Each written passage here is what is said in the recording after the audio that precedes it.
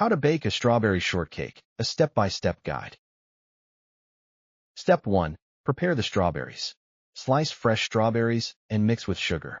Let sit for 30 minutes to release juicy flavors. Step 2.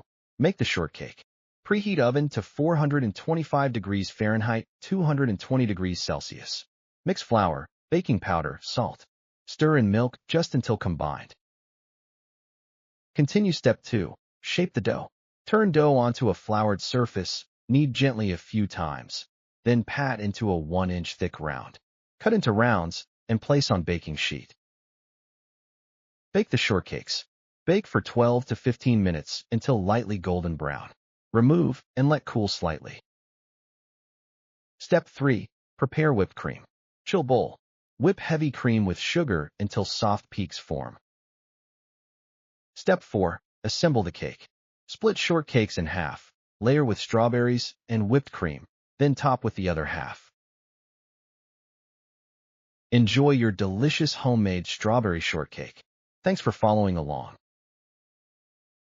Subscribe for more tasty recipes. Subscribe.